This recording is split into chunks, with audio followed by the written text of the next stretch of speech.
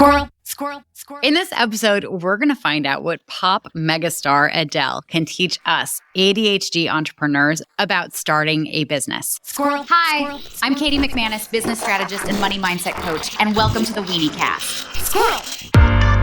At this moment, you have two potential futures opening up to you. This moment right here is a sliding doors moment, and one door will lead you to feeling proud, accomplished, like you have your shit together, knowing that you have what it takes to take your life exactly where you want it to go. The other door, by contrast, it leads to you feeling guilty, like you're not enough, like you can never seem to get your stuff together in order to make your dreams come true. Through that door is the version of you who is all talk about the business that they want to build, yet never actually takes action on it. This moment is where you decide if you want to wait until 2024 to actually start and grow your business or take your existing business to that next level, or you're ready to start now. And let me tell you, you can already guess by the tone of my voice which one I think you should do. You absolutely should start now. Because let me paint the picture. If you were just starting your business, here's the difference starting now versus waiting till January 1st can make. So if you have nothing set up for your business and you are planning on starting from scratch, and say you start January 1st, you're not going to get clients that month. You're probably also not going to get clients in February and probably not in March either. That's because starting a business is a gradual build. You don't go and announce on Facebook to all your Facebook friends, hey everyone, I'm starting a business, and automatically have all of your ideal clients. There's a lot that goes into it before you even make $1. In my Build Your Own Business group program and with my one-on-one clients, here's what I have my clients focus on so that they can build a solid foundation for their multiple six-figure business. I'm going to step into the fortune teller right now. So let's pretend that you have decided to go in door number 1. I can't remember which door it was, but you've gone through the door where you're waiting until January 1st to get started. And let's assume that you are also deciding to figure it out as you go. You've decided that you are smart enough, which you are. Don't get me wrong. You absolutely are smart enough to figure it out on your own. But you've committed to doing this on the cheap. You've committed to leaning into your natural talents to build this. Now, unless you've built a business before, unless you've learned sales and marketing and how to design a niche and how to figure out an offer, you are going to be spending at minimum 4 to 5 months spinning your wheels, trying to understand all of these components to start your business. That's a long time. Realistically, if you're starting your business come January 1, 2024, you're not going to be signing clients on January 2nd.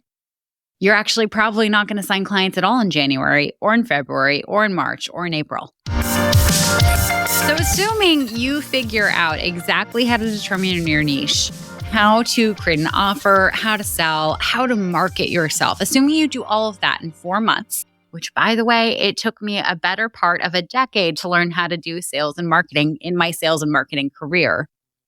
Assuming you get all of that completed, you start January 1st and say you work really hard at all of this through April, you'll probably get a couple clients in May. You might get a couple clients in June, but here's the thing about June, it's the beginning of the summer holidays. It really doesn't matter what industry you're in unless you teach swim lessons. It's going to be slow, which means you may or may not have a couple clients that started with you late spring to see you through the summer holidays. And assuming you have the confidence in what you're doing to continue with your marketing strategy throughout the summer holidays, because it's really hard to be confident in what you're doing in your marketing when you're not getting clients out of it, right? Assuming you stick with all of that and it's actually effective, you're likely to start getting more clients come September and October, which means that you might make a little bit of money in the first half of the year. But really, you're waiting until month 9 in 2024 till you're bringing in even a fraction of the amount of real money that you're going to need to be full-time. I don't know about you, but that seems like too long. I don't want to wait until September to be making money, especially if I'm starting a fresh business, especially if I'm doing this because I'm in a corporate job where I'm not happy. I'm making enough money that I feel like I should stay here. But really, ultimately, there's this thing that I want to do that isn't this. I don't know if you've ever been unhappy in a job before. I imagine if you're listening to this and you're employed, if you're listening to this podcast and you're full-time employed right now, I can bet good money that you're actually already unhappy in your job. You know how time speeds up when you're having a good time? Time slows down when you're fucking miserable. So that 9 months where you are struggling to stay engaged in your full-time job and build this business on the side and struggling to keep the faith that what you're doing on the side is actually going to work to bring in money. That, my friend, does not sound like a fun 2024. That sounds like a year that is chock-a-block full. Squirrel. You know, Squirrel. So I got that term from Love Actually with the guy who's like going to the United States to get girls. And he's like, this backpack's chock-a-block full of condoms. I just love that term, but it always makes me think of that moment in that movie. Anyway, just like his backpack is chock-a-block full of condoms, your 2024 is going to be chock-a-block full of self-doubt, frustration, and worry that this is never going to take off. A lot less fun than a backpack full of condoms. I know we all want the right timing. When I started my business, I was really concerned with the right timing. I really wanted everything to fit perfectly into my calendar. I wanted to feel like everything was a very natural liftoff time. January 1st is a sacred day. Like, it doesn't matter if you are completely anti New Year's resolutions. But it is that fresh page. It's a fresh page for a whole new year, right? Just like the first of the month is a fresh page for that month. Just like Mondays have that sacredness. If you want to start a new routine, you're usually starting it on Monday, right? Never mind that you're probably screwing it up by Tuesday and then ditching it for the rest of the week. Still, Mondays hold that sacred element. And I totally understand wanting to start your business on a fresh, clean, new page. And also, that's not how it works. That's not how it's going to work best for you. It's actually going to delay your success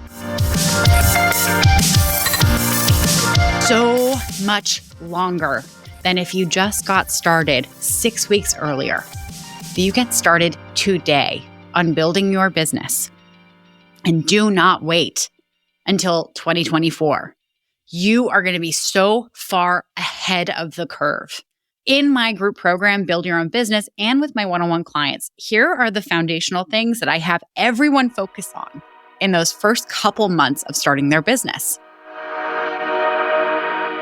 Number 1, you're figuring out your niche. And you're not just doing it alone in an echo chamber by yourself. You're actually going and doing market research interviews. You are hearing from the horse's mouth exactly what they're struggling with, what they want more than anything. And you're also paying attention to, do I actually want to work with this niche as you're interviewing these people? I can tell you from experience, I picked the wrong niche 3 times before I picked the right one. The universe had to correct me a couple times. My clients, sometimes they will start the interview process and they'll realize, oh my God, these people are so boring. I never want to talk to them again. Or they'll think, okay, well, it doesn't seem like there's actually a big need here. The problem that I thought was the problem that I'd solve doesn't seem like something that people are actually concerned with. I'm going to need to go back to the drawing board and think of something new. Doing market research interviews is an incredible way to accelerate that process. Instead of trying to figure it out over months and months and months, you can figure it out in a matter of weeks. Now, in addition to that, all the information that you get from your market research interviews, That's what you're going to base your offer on. So you're not just going to guess what would be best for your clients. You're going to have it based in actual fact of what they're struggling with and what they want more than anything. You're going to design it specifically around the people who are your ideal clients. Doing all that market research is also going to fast track all of your marketing. You're not going to have to be creative at all, which is an amazing thing because the holidays are coming, right? You're about to be super busy. You're about to have to use your brain to think of gifts to buy people who are really difficult to buy for. That's your creativity quota right there, okay? You don't need to try to figure out how to be creative for a brand new business also. When you do proper market research, that becomes the basis of your marketing. I can't tell you how many of the posts and the content that I've created have literally come from the notes that I took while I was doing my market research. I'll take a sentence that literally came out of one of my ideal clients' mouths and I'll extrapolate on it and I'll explain it and I'll empathize with it. If you were to start your business today with the right guidance, in the next 6 weeks, you could have all of these pieces put into place. Come January 1st, if you were to do your market research, figure out your niche, design your offer, learn how to market it, and learn how to sell it. Come January 1st, when people are looking for support to do whatever they've decided to do next year, you'll already have their attention. They'll already feel like they have a relationship with you because you've been in front of them throughout this whole process. You've been in front of them talking about the problems that they have. And when you start dropping those announcements saying, hey, I'm accepting clients for this, because they already trust you. You can build trust in a very short amount of time if you're saying the right things, because you will have done all the correct things over the next 6 weeks to learn what those trust building sentences will be. When you enter January and February, those clients who have those problems, you're going to be the first person that they think of to help them, which means that if you start today and if you start with a very simple step-by-step protocol for how to get started, you're likely to start getting clients in January and in February and in March and in April. May is when things kind of start to slow down because you're coming on those summer months. But imagine if you were to get started today and start getting clients in January and chip away at building up towards your goal, you could absolutely have a $10,000 a month business come May or June. For me, that would have been enough for me to walk away from my job, my miserable, soul-sucking corporate job, which I was really good at and I made really good money at, but I just didn't want to be there anymore. If you were to get started today, imagine you have an almost full business come the end of the spring. You enter the summer months knowing it's going to be slow, but knowing exactly what you need to be spending your time on, marketing-wise, delivering to clients-wise, all the things. So that come September, you have people who are ready to book sales calls with you because they are ready to sign up with you. The cool thing about September, I don't know if you've noticed this. Oh, what am I going to say next? Well, you'll have to keep listening to find out. But first, squirrel.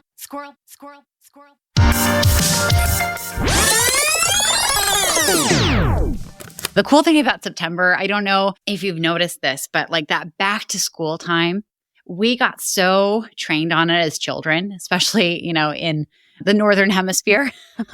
We got so trained on it that even as adults, even being so separated from school, like I don't have any children, and still September rolls around and I want to sign up for stuff.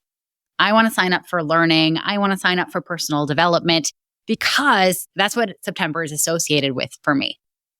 It's the same for your clients. You've built your business throughout the spring. You've had kind of a slow summer. You're going to kick it off again in September. You're going to sign clients through September, October, and November. December might be slow depending on your industry. For me, I was really surprised. December is one of my busiest months. All of my record-breaking revenue months have been December. So for you, depending on your industry, December could be massive. It could also be really slow. But then we hit 2025. We hit January again. And imagine what that January is going to look like after you've built your business all throughout 2024 versus January 2025 after you waited, after you spun your wheels for about 6 months and then didn't get any clients because you were in the slow season and then started making some money, but really didn't build much momentum. I don't know about you, but I know for me, New Year's Eve for 2025 be a fucking celebration if I did that first iteration. For those of us with ADHD, waiting is a part of our strategy. We thrive on deadlines. I have never written a paper for any class in any of the schooling that I ever had that I didn't write the night before. My whole routine was literally in college. I would set myself up in the communal hallway of my dormitory. There was a couch right there. I would set myself up with my electric kettle. I would have packets of green tea and miso soup. I would have all the books that I'd gotten out of the library weeks and weeks ago when the paper was actually assigned to me. I'd be looking at all of my notes for that class, and I would write that paper, no matter if it was 5 pages or 20 pages. I would write that paper that night. I would usually stay up until my class at 8 a.m. because it was always that class at 8 a.m. that had the paper due, right? And then I would race to the library. I'd print it up and make it just on time to hand that paper in. And then sometimes I wouldn't even stay for the class because I'd need to go home and sleep. The professor always knew what was going on. Come on. Anyway, for those of us with ADHD, that's how we get shit done. And we can do it effectively. Those papers that I wrote last minute, I never got less than a B or a B plus on them. More times than not, I was in the A range. There's no deadline for you to start your business. You waiting is just going to be you waiting and waiting and waiting and waiting until you're dead. And then just imagine those last few minutes of you being alive are going to be about all the regrets you have over waiting. That sounds really sad. It also sounds really boring for the people who are going to be sitting at your deathbed trying to say, a nice goodbye, to hear you whining about all the stuff that you wish you'd done. Ugh. For their sake, please, make your last few moments on earth about sharing funny stories, about sharing heartfelt memories. And not about, I wish I'd been better. I wish I'd been this. That sounds so awful. I wouldn't want to be on your deathbed. I wouldn't want to be a guest at your deathbed if that's what you're going to bitch about.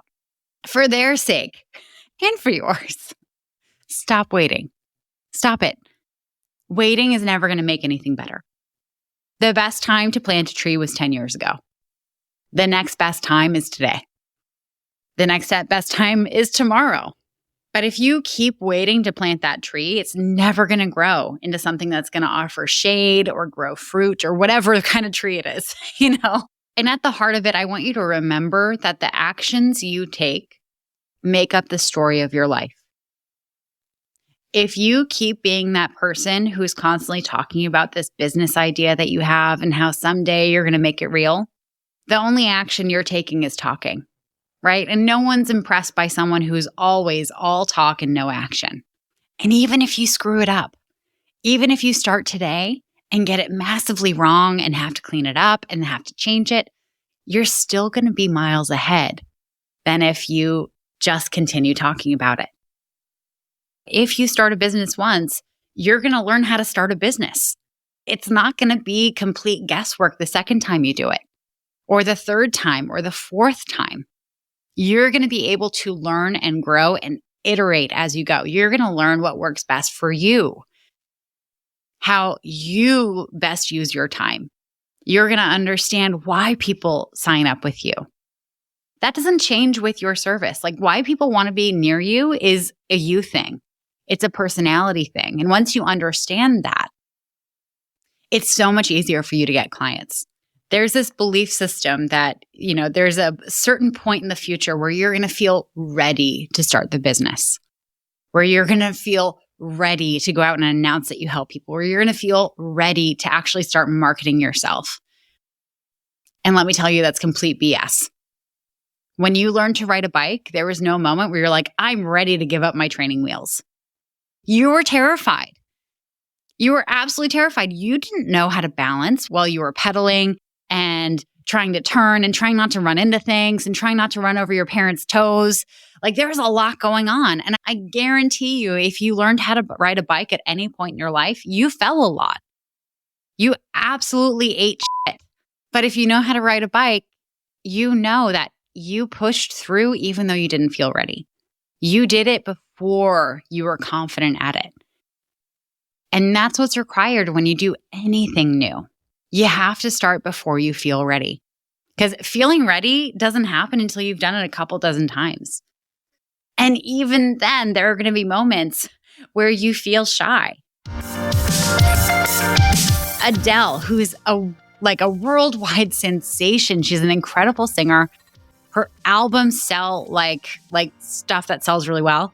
I know nothing about music, sorry. Every time she gets on stage to perform, she throws up because she has massive stage fright.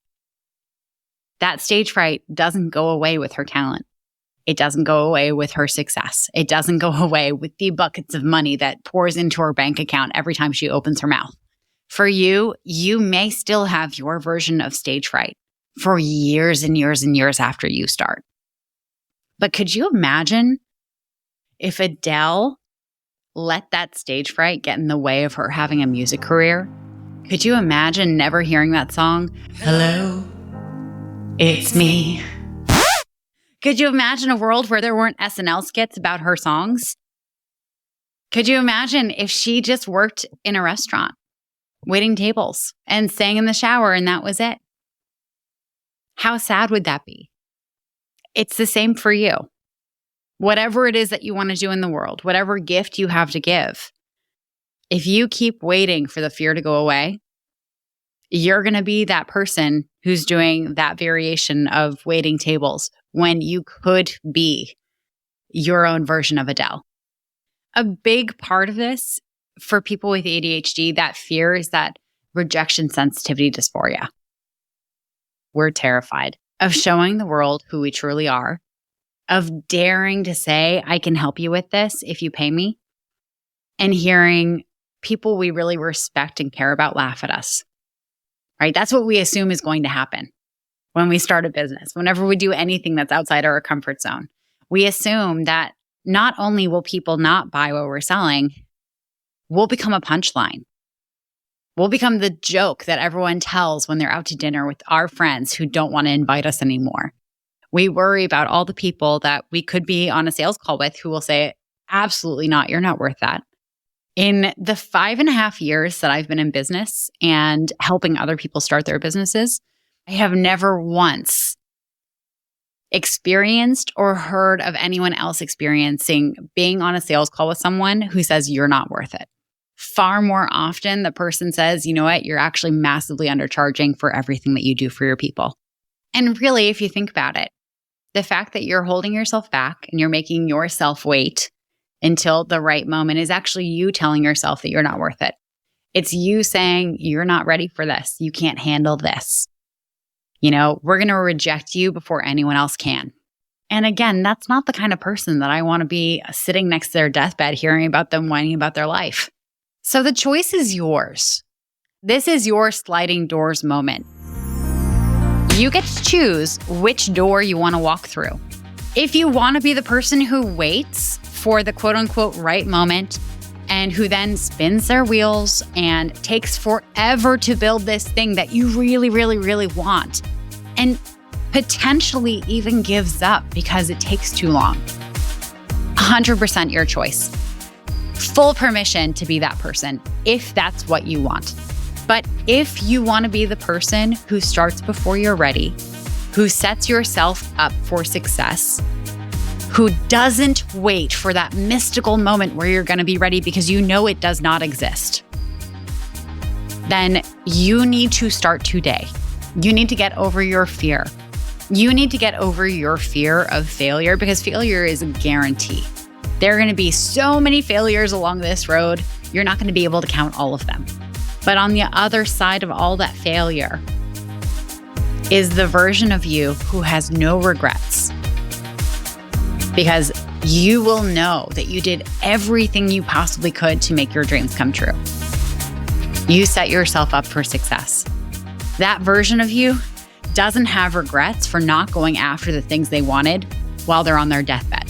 That's the person who gets to say, hey, listen, I've loved my life with you, and here's some funny stories, and here's things that I'm so happy I got to experience. So, like I said, the choice is yours. Which person do you want to be?